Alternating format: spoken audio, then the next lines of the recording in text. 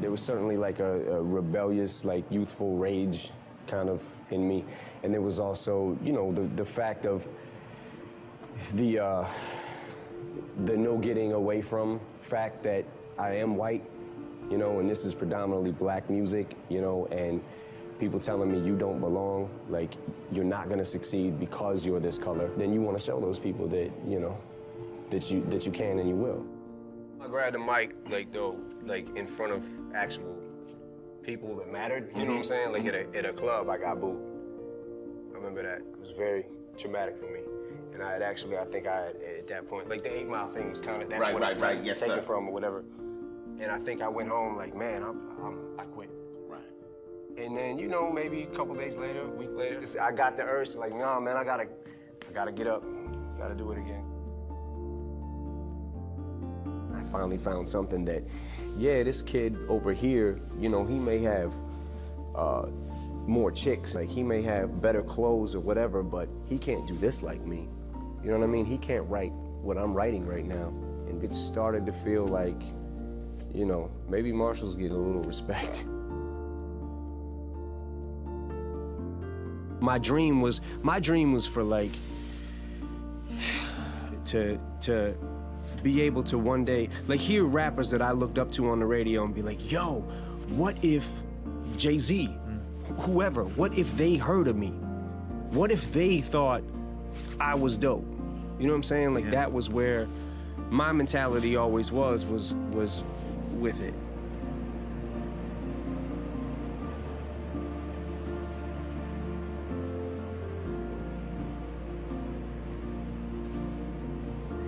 One of my greatest inspirations or things that I would feed off of basically was just obviously people not believing in the, you know, the cloud of doubt that kind of I felt hung over my head and wanted to just prove everybody wrong. You know what I mean? I wanted to make it, and I was gonna make it regardless of what anybody said.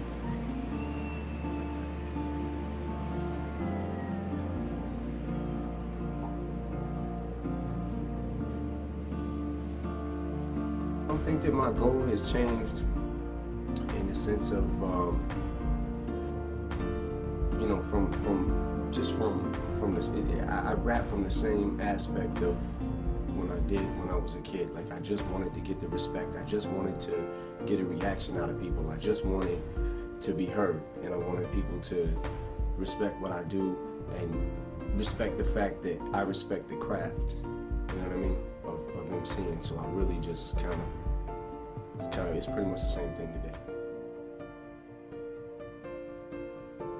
Kind of, you know, the Detroit mentality to we're kind of the underdog. I feel like we've always been the underdog, and that's kind of how, you know, I've always taken that, it kept that with me. You know what I'm saying? That I want to say fighting spirit that Detroit has. You know, because Detroit, you know, is so resilient. You know, like I feel like our like people there, we have this, you know, kind of Detroit versus everybody mentality, because I feel like people, the way that people look at us, they always count us out.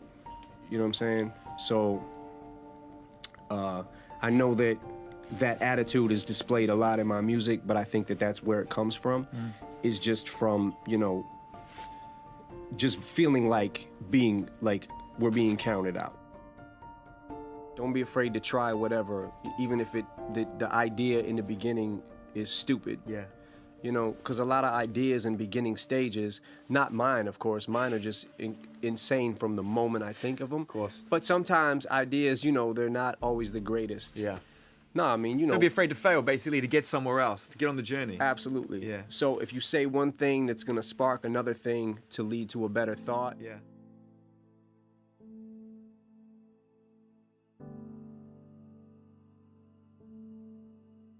I always write, you know, and I probably always will. I don't know at what point, you know, whatever point I decide, like, I'm gonna put the mic down or whatever happens with that, I do feel like I always want something to do with the music. So whether it's producing or whatever, you know, ends up happening, I think that I just want something to do with it, you know. Music is always gonna be in my head, so.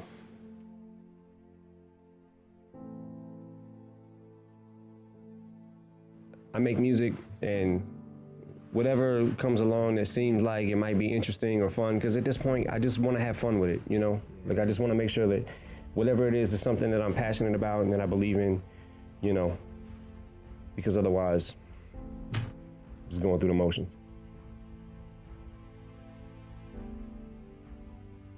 For a guy who hated school, who, you know, was in the 9th grade 3 times, you spend all your time thinking about words.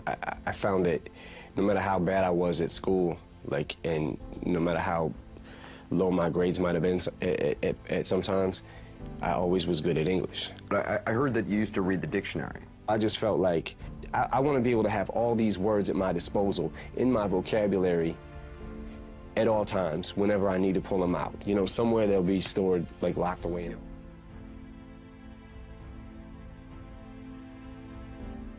Like always, with anything, you gotta take the good with the bad, you know? You might, I understand that the level of success that I'm at doesn't happen to everybody every day, but, like, you know, there's new problems you're gonna have with everything. If it wasn't my success and I was still trying to look for a job or working a dead-end job and didn't have no money to eat with, it would be those kind of problems that I would have, those type of family problems. How are we gonna feed Haley? How are we gonna raise her? How are we gonna stay together? How are we gonna pay our rent? Do you know what I mean? Yes. So it would be, so now it's new problems. It's like, money's not the problem. Now it's different things. Other people interfering in our lives and our business. So you gotta take the good with the bad.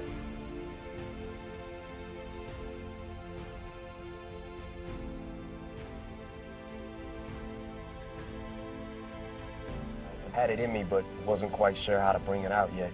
I wanted people to hear me so bad, and I wanted to do my shit, but it was like, you know, them jitters and then I'm scared, I'm not scared. That whole struggle and everything, especially early on for me, which I love being on stage and stuff like that. Once I got a mic, I was cool, but it was that prompted me to do it and get up there and not be scared to grab that and just rock. I feel like anybody can do anything they set their mind to. It depends on how bad you want it, and I wanted to do it. You know, at this stage of my life, I don't feel like there's too much that I can't do. I don't mean to sound cocky or nothing, but if I like really, really want to do it, I don't give up that easy.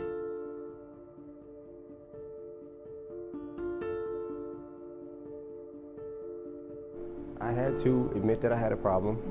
I had to, I think I had to be ready for myself. Like, I had to be ready for me. I know that it's, you know, I don't mean to make it sound cliche, but you have to do it for yourself. You know, you can't do it for other people. And I think that when I went to rehab the first time back in, I think 2005, I felt like I was doing it for other people. I wasn't doing it for me. So I kind of went in, fought the system, didn't really want to listen to what anybody had to say about it. And I felt like, well, I don't have a problem like these people, you know.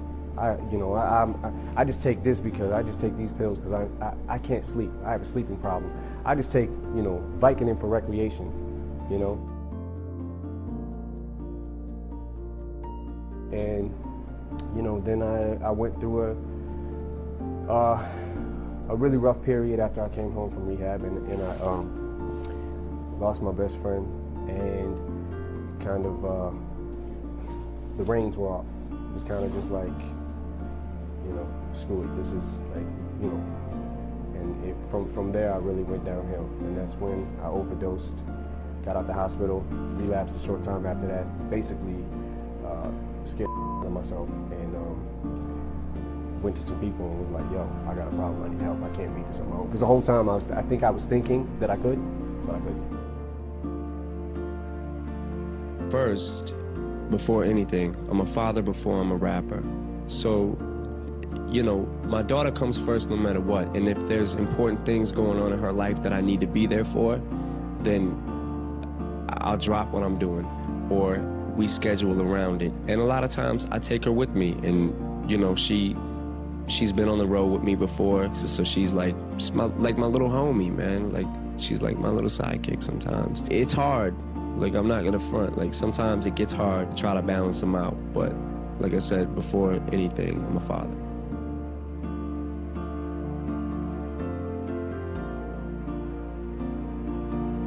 I told you, another day, another dollar, literally.